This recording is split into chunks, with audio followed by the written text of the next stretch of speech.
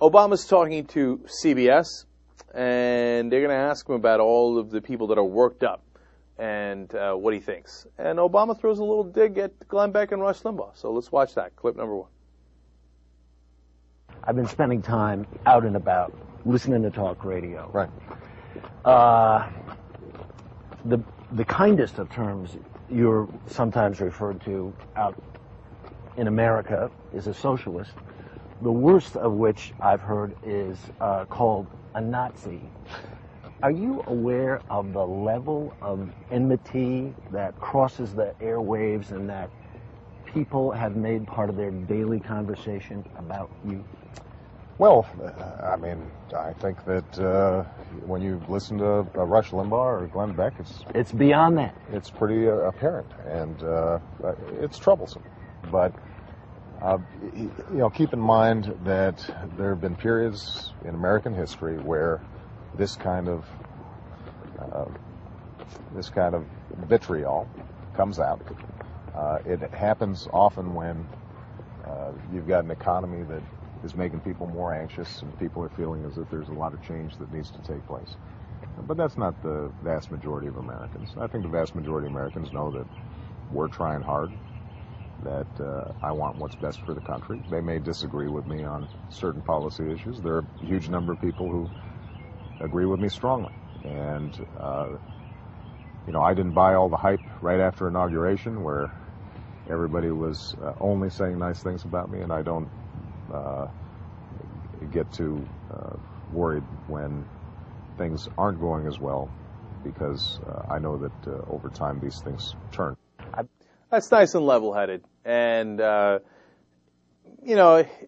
don't want to nitpick. He said, it's a little troublesome. I would have used stronger language, but I just got on him a second ago for using too strong language, right?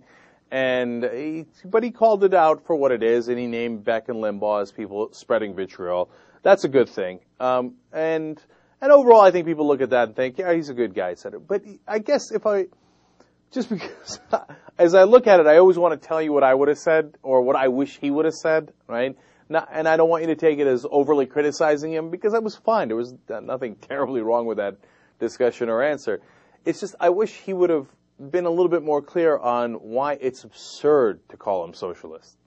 Obviously can't get into why it's absurd to call him a Nazi. That's obvious, right? You would think to most people, right? But say, look, here's our programs. We didn't even do a public option in healthcare. It is completely private-based. And so what they're doing is they're simply making words up to throw at me, and they're doing it for a political reason. Like, I wanted them to speak to the audience a little bit more and say, don't let them fool you. Okay, they're doing this for this reason, and you see how it has no basis in fact. Because Obama's words have a lot of power. This clip was sent everywhere simply because Obama mentioned Beck and Limbaugh.